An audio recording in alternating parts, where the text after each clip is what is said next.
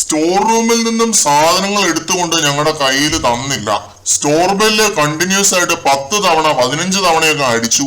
കാലേ വാരി നിലത്തടിക്കും എന്ന ഒരു പരാമർശം നടത്തി. എന്തെങ്കിലും പറയാൻ ചെന്നാൽ കേൾക്കുന്നില്ല എന്ന് പറയുന്നു.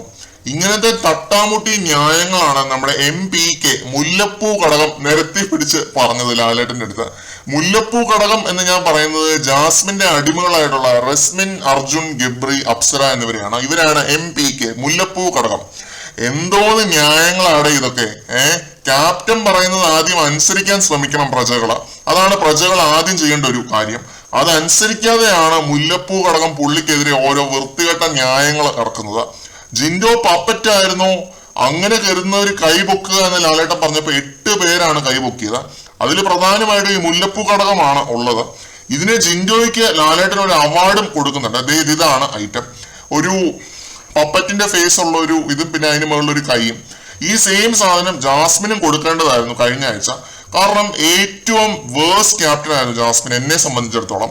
പവർ ടീമും പ്രജകളും വരെ അപമാനിച്ചു വിട്ടൊരു ക്യാപ്റ്റനാണ് ജാസ്മിൻ ജാഫർ. അത്രയും വലിയ ഗതികേടൊന്നും ജിൻഡോയ്ക്ക് ഈ ആഴ്ച ഉണ്ടായിട്ടില്ല. ഗെയിമിനെ ട്വിസ്റ്റ് ചെയ്യാനും അധികാരം എന്താണെന്ന് റീഡിഫൈൻ ചെയ്യാനും ജിൻഡോ ക്യാപ്റ്റൻ ആവേണ്ടി വന്നു എന്ന് ഞാൻ പറയും. ഈ പറയുന്ന ഗബ്രി പവർ റൂമില് 3 തവണയോ 4 തവണയോ മറ്റേ കയറിയ ആളാണ്. ബിഗ് ബോസിനോട് പറഞ്ഞ റൂം പൂട്ടാൻ പറ്റുമെന്ന് ഗബ്രി കണ്ടുപിടിച്ചിട്ടില്ല. അതിനുള്ള ബുദ്ധി ഗബ്രിക്കില്ല. ജിൻഡോയെ പപ്പറ്റ് എന്ന് വിളിച്ച അർജുൻ കണ്ടുപിടിച്ച കാര്യമല്ല അത്. ജിൻഡോ കണ്ടുപിടിച്ചൊരു കാര്യമാണ്. ജിൻഡോയുടെ ബ്രില്യൻസ് ആണ് അത്. പിന്നെ ഒരു ക്യാപ്റ്റൻ ആയിട്ടിരിക്കുമ്പോൾ ഏറ്റവും കൂടുതൽ വേണ്ടത് ഡിസിപ്ലിൻ ഇമ്പോസിഷൻ ആണ്.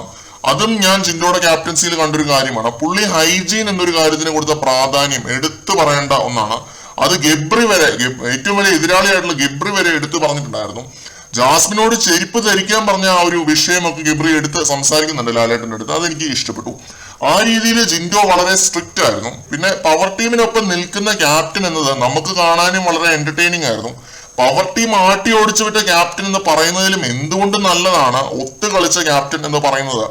അതും ഒരു ഗെയിം റീഡെഫിനിഷൻ ആയിട്ടാണ് ഞാൻ കണക്കാക്കുന്നത്. ഒരു അർത്ഥത്തില് അധികാരികൾ ഒറ്റക്കെട്ടായിട്ട് നിൽക്കുമ്പോഴാണ് ഡിസിപ്ലിൻ എന്നൊരു കാര്യം വരുന്നത്. എല്ലാവരും ഒറ്റക്കെട്ടായിട്ട് നിൽക്കുന്ന ഒരു കാര്യം വരുന്ന അപ്പോഴാണ്. പ്രജകൾ എല്ലാവരും ഒന്നാവുന്നത് ആ സമയത്താണ്. ഇപ്പൊ ജിൻഡോയ്ക്കെതിരെ സംസാരിച്ചപ്പോൾ പോലും പ്രജകൾക്കിടയിൽ ഒരു യൂണിറ്റി ഞാൻ കണ്ടു. ആ രീതിയിൽ ഒരു ഡിസിപ്ലിൻ ഉണ്ടാക്കിയെടുക്കാൻ ജിൻഡോ വലിയൊരു പങ്ക് വഹിച്ചിട്ടുണ്ട് ഈ ആഴ്ച ക്യാപ്റ്റൻ ആയിരുന്നപ്പോൾ. അങ്ങനെ എല്ലാ രീതിയിലും ജിൻഡോയുടെ ക്യാപ്റ്റൻസി എനിക്ക് പേഴ്സണലി, നമ്മൾ ഇത് പുറത്തുനിന്ന് കാണുന്ന സമയത്ത് പേഴ്സണലി വളരെ നല്ലതായിട്ട് തോന്നിയ ഒരു ക്യാപ്റ്റൻസിയാണ്. അതിനെയാണ് ലാലേട്ടനും പിന്നെ ഇവരും എല്ലാം കൂടി ഈ എടുത്തിട്ട് ഡ്രാഗ് ചെയ്തത്. എനിക്ക് ഒട്ടും കൺവിൻസിങ് ആയിട്ട് എനിക്ക് തോന്നിയില്ല ഈ ഒരു കാര്യമൊന്നും.